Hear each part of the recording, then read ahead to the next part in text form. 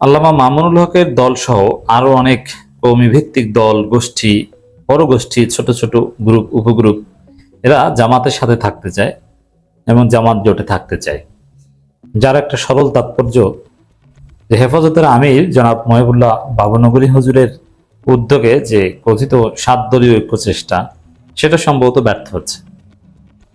কারণ মামুনুল হক সাহেব এখন পর্যন্ত, আমি জানি না যে তিনি তার অবস্থানের উপরে ইস্তেকামত থাকতে পারবেন কিনা, এখন পর্যন্ত আল্লামা মামুনুল হকের যে অবস্থান যে তিনি জামাত জোটে থাকবেন, এবং তিনি থিওরিও দিয়েছেন, যেটা আমি ব্যাখ্যা করেছি, যে কৌমিদেরই তাদেরই স্বার্থে সবাই এক জায়গায় না এসে বিভিন্ন জায়গায় থাকা দরকার।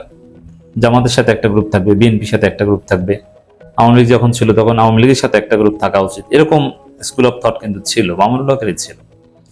সেই হিসেবে তিনি জামাত জোটে থেকে যাবেন, এটা তার সিদ্ধান্ত। এবং শুধু নির্বাচনকালীন জোট নয়, এটা আন্দোলনের জোট। জুলাই সনদ, গণভোটের রায় বাস্তবায়ন, এগুলো আদায় করা আগ পর্যন্ত জামাতের নেতৃত্বে মামুনুল হকের আন্দোলন চলবে, এটা তিনি স্পষ্ট করে বলেছেন।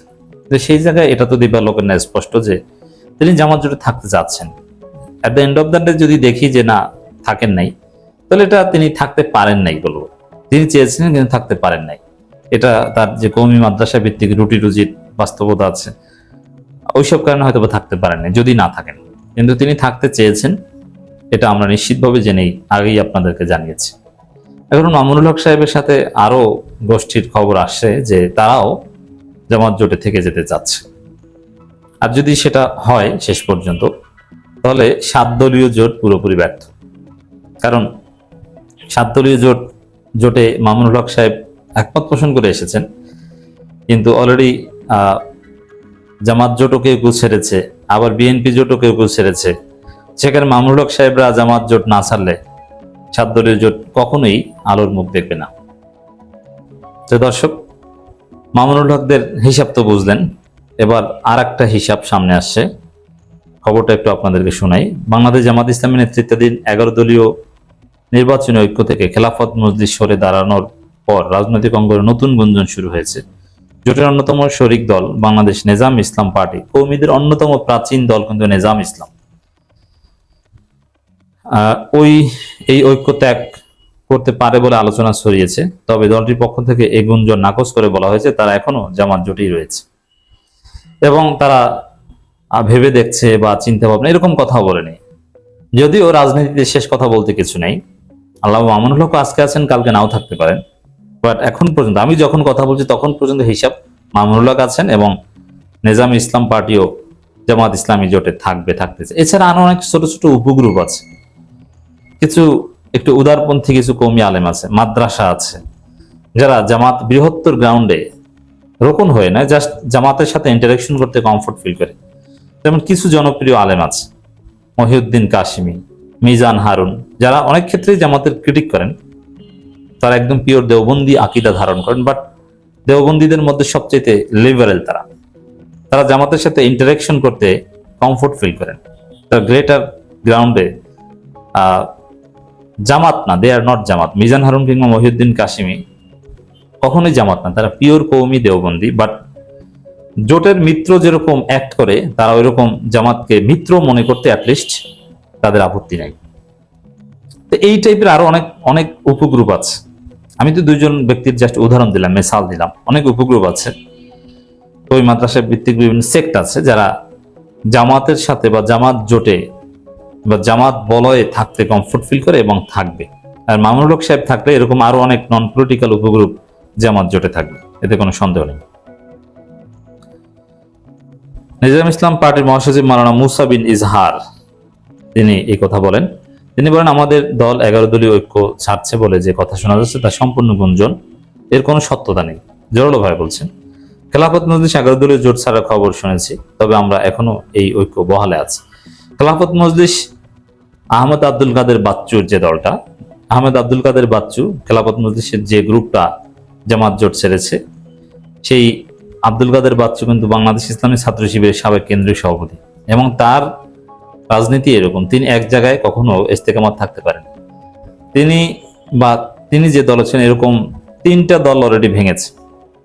তিনি প্রথমে হাফিজি হুজুরের কাছে গেছেন, থাকতে পারেন নাই। তারপরে আল্লামা আইজুল হকের কাছে গেছেন, তাও থাকতে পারেন নাই। তারপরে দল একটা করলেন, মানে 3 দফার ভাঙন। আর শিবিরে থাকতে শিবিরের ইতিহাস সর্বপ্রথম ভাঙন তিনি করেছিলেন, শিবির, যুব শিবির। এটা নিয়ে অনেক ঘটনা আছে। ফরিদ আহমেদ রেজা, আহমেদ আব্দুল কাদের বাচ্চু। এখন আহমেদ আব্দুল কাদের বাচ্চুর ইতিহাসই হচ্ছে ভাঙার ইতিহাস। তিনি জোট ভাঙবেন, তিনি জোট নির্বাচনকালীন সময়েও তিনি জোট ভাঙার হুমকি দিয়েছেন, কিন্তু ওপেন ফিল্ডে তিনি কিন্তু যথেষ্ট উদার। আপনি যখন ক্যামেরার সামনে কথা বলবেন, তাকে কথা বলতে দিবেন টক শোতে কিংবা কোনো সেমিনারে, ঐক্য বিষয়ে তিনি ঐক্যপ্রায়সী। কিন্তু ভিতরে ভিতরে ক্ষুদ্র স্বার্থে জোট ভাঙার ইতিহাস, দল ভাঙার ইতিহাস তার পুরনো অভ্যাস। এমনকি আহমেদ আব্দুল কাদের বাচ্চু তিনি যেখানে নির্বাচন করেছেন, হবিগঞ্জের চুনারুঘাট, সম্ভবত বেস্টে সুমন যে এলাকায় এমপি হয়েছিলেন, ওইখানে তিনি নির্বাচন করবেন না, কারণ ওই এলাকায় তার কোনো তৎপরতাই নেই। তিনি ঢাকায় নির্বাচন করবেন, এই বিষয়ে তিনি কনফার্মেশন দিয়েছিলেন, যার ফলে জামাত একজন বিশিষ্ট সাংবাদিককে লন্ডন থেকে উড়িয়ে এনে ব্রিটিশ নাগরিকত্ব ত্যাগ করার আবেদন করিয়ে তাকে মাঠে নামিয়েছিল। এবং শেষ মুহূর্তে আবার হঠাৎ করে তার মন চেয়েছে যে না, আমি ঢাকায় নির্বাচন করব না, চুনারুঘাটে নির্বাচন করব, হবিগঞ্জে। আবার তিনি বলছেন না, এই আসন আমাকে দিতে হবে, নাহলে জোট ভেঙে দেবে। এই টাইপের লোকজনকে নিয়ে বেশি দূর চলা কঠিন। এখন কি তাহলে তাদেরকে নিয়ে চলতে হবে? হ্যাঁ, চলতে হবে। বেশি দিন চলার দরকার নাই, যতদিন থাকার প্রয়োজন থেকেছে, এখন গেছেন, আবার যখন প্রয়োজন হবে তখন আসবে। এগুলো স্বার্থের খেলা। জোট তো স্বার্থই হয়, কমন ইন্টারেস্টে হয়, স্বার্থের বাড়িতে জোট হয় না। অনেকে বলে জাতির বৃহত্তর স্বার্থে। জাতির বৃহত্তর স্বার্থের আগে হচ্ছে দলের বৃহত্তর স্বার্থে। কি মনে করেন, এই যে এনসিপি যদি নিশ্চিত হতো যে 6 জন এমপি বিএনপি জোটে গেলে পারবে, তাহলে তারা বিএনপি জোটে 1000 বাড়ছে। তারা মনে করছে যে বিএনপি জোটে গেলে একজনকে ওরা বানাবে না। আর বিএনপির তখন চরম একটা নেতিবাচক পরিস্থিতি ছিল, আর বিএনপি দল হিসেবেই সহযোগিতা করতে রাজি ছিল না। এর ফলে বিএনপি জোটে যাওয়ার সর্বোচ্চ চেষ্টা করে শেষ পর্যন্ত এনসিপি গেল না। এখন জামাতের কাছে কেন এনসিপি আসলো? এখন না জুলাই সনদ বা নানান বিষয়ে বড় বড় কথা বলতে হচ্ছে, কিন্তু বিএনপি জোটে গেলে তখন অন্য কথা বলতো, তখন এগুলো নিয়ে বলতো না। বিভিন্ন রুরা যেভাবে সুর চেঞ্জ করেছে, এভাবে করতো। এটা স্বার্থের কারণে এসেছে। জোটের প্রধান কন্ডিশন হচ্ছে স্বার্থ। স্বার্থের বাইরে জাতীয় স্বার্থ, ওটা হচ্ছে পরের স্বার্থ, আগে হচ্ছে দলের স্বার্থ। শুনতে খারাপ শোনায়, বাট ইটস ট্রু। জামাত ইসলামীর ক্ষেত্রেও বিএনপির সাথে জোটে গেছে, এটা জাতীয় স্বার্থের আগে দলের স্বার্থ। দলের স্বার্থ বাদ দিয়ে কখনো জাতীয় স্বার্থ হয় না। জাতীয় স্বার্থ সেভ করতে হলে আগে আপনার দলের স্বার্থ সেভ করতে হবে। This is politics. এটা পলিটিক্যাল রিয়ালিটি, শুনতে একটু খারাপ শোনায়। তো দর্শক, একদম রিয়ালিস্টিক একটা দল হচ্ছে খেলাফত মজলিস, আহমেদ আব্দুল কাদের বাচ্চু। তারা জামাত জোট ছেড়ে গিয়েছে, কিন্তু স্বার্থের কারণেই মামুনুল হক, নিজাম ইসলাম হয়তো জামাত জোটে থেকে যাবেন, এবং যদি থেকে যান তাহলে 7 দলীয় ঐক্য চেষ্টা পুরোপুরি ব্যর্থ হবে।